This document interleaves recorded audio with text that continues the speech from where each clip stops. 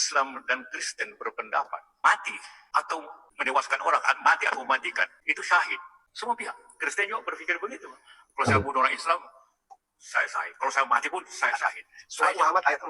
Maka apabila kamu bertemu dengan orang-orang kafir, penggalah leher mereka. Dan seterusnya, dan seterusnya. Surat Al-Baqarah ayat 191. Bunuhlah mereka dimanapun kamu jumpai dan usirlah mereka dari tempat mereka mengusirmu. Melaporkan Bapak Yusuf Kala ke Kepolisian Republik Indonesia. Gara-gara ini, JK disomasi, JK dipolisikan. Diduga menista agama, diduga memprovokasi, diduga menyebarkan hoax. Ini sedang viral heboh. Ini dia videonya teman-teman. Mari kita tonton bersama. Kenapa agama gampang jadikan alasan konflik? Kayak di Poso, Ambon. Karena kedua-duanya Islam dan Kristen berpendapat mati atau menewaskan orang, mati atau mematikan, itu syahid. Semua pihak. Kristen juga berpikir begitu. Kalau saya bunuh orang Islam, saya syahid. Kalau saya mati pun, saya syahid. Akhirnya susah berhenti. Kalau konfliknya, orang membawanya ke agama. Pernyataan Yusuf Kala ini bikin heboh teman-teman. Jadi sorotan publik. Pertanyaannya, sejak kapan Kristen berpendapat begitu? Seperti yang diutarakan oleh Yusuf Kala ini. Akhirnya, akibat sepenggal potongan video, pernyataan atau ceramah dari Yusuf Kala ini, banyak organisasi, persatuan, forum, umat Nasrani, atau Kristen atau Katolik, mensomasi, bahkan melaporkan ini Yusuf Kala ke polisi. Meminta klarifikasi, mendesak untuk minta maaf. Pernyataan beliau ini, mari kita waspada. Jangan sampai termakan hoax, jangan mau terprovokasi teman-teman. Lagi rame pernyataan Pak Yusuf Kala di mimbar Masjid UGM. Yuk kita dengar. Islam dan Kristen berpendapat mati atau menewaskan orang, mati atau mematikan, itu syahid. Semua pihak. Kristen juga berpikir begitu. Kalau saya bunuh orang Islam, saya syahid. Kalau saya mati pun, saya syahid. Kita pahami dulu diksi atau pilihan katanya ya. Pak Yusuf Kala mengatakan Islam dan Kristen berpendapat. Islam dan Kristen berpendapat. Pak Yusuf Kala tidak mengatakan orang Islam dan orang Kristen. Jadi kita bisa asumsikan yang dimaksud Pak Yusuf Kala adalah ajaran agamanya. Yang kedua, Pak Yusuf Kala mengatakan baik Islam maupun Kristen meyakini menewaskan musuh itu syahid atau masuk surga. Menewaskan orang, mati atau mematikan, itu syahid. Sekarang mari kita buka dua kitab suci Al-Quran dan Injil. Kita cek apa benar ada perintah untuk menewaskan musuh seperti yang Pak Yusuf Kala katakan. Surat Muhammad ayat 4. Maka apabila kamu bertemu dengan orang-orang kafir, penggalah leher mereka. Dan seterusnya, dan seterusnya. Surat Al-Baqarah ayat 191. Bunuhlah mereka dimanapun kamu jumpai dan usirlah mereka dari tempat mereka mengusirmu. Dan seterusnya, dan seterusnya. Surat At-Taubah ayat 5. Apabila bulan-bulan haram telah berlalu, bunuhlah orang-orang musyrik di mana saja kau temui. Dan seterusnya, dan seterusnya. Jadi Pak Yusuf Kala benar dalam kitab suci Al-Quran memang ada perintah untuk menewaskan musuh. Sekarang kita buka Alkitab Injil, kita cek apa perintah Tuhan kepada umat Kristen soal cara memperlakukan musuh-musuhnya.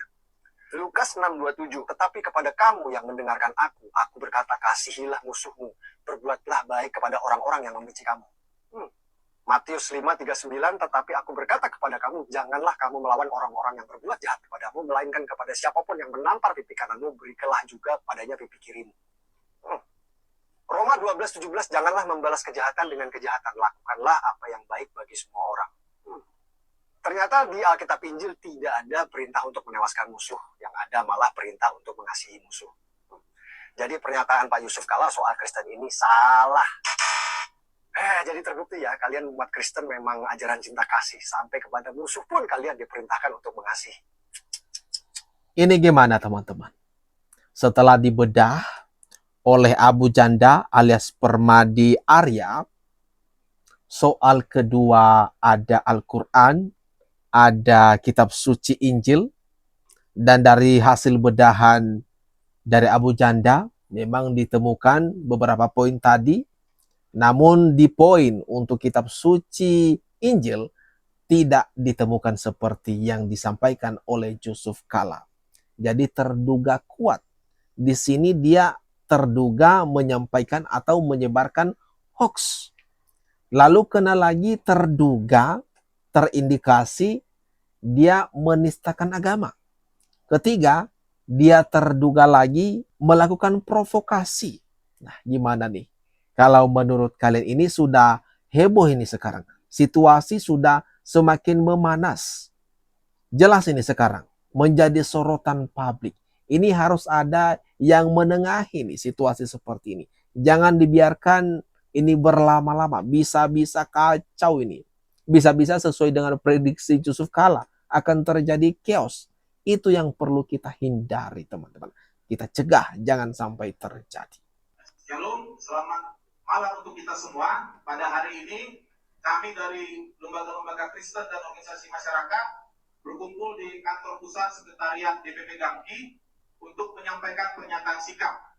Lembaga-lembaga itu antara lain DPP Gerakan Angkatan Muda Kristen Indonesia, Dewan Pakar Majelis Umat Kristen Indonesia, DPP Asosiasi Pendeta Indonesia, Badan Kerjasama Gereja dan Lembaga Kristen Indonesia, DPP Gerakan Perjuangan Masyarakat Pluralisme, DPP Sipitung, Pemuda Batak Bersatu, Kaharu Nusantara Bersinar, PGN, Diaspora, Moras Bangsa Batak, Tegas Jaga Indonesia, Timur Indonesia Bersatu, Patriot Garda Indonesia, Advokat Raja-Raja Batak, Aliansi Timur Indonesia, Forum Jurnalis Batak, Makasiau, Setnas Indonesia Maju, dan Garda Borgo Magumi.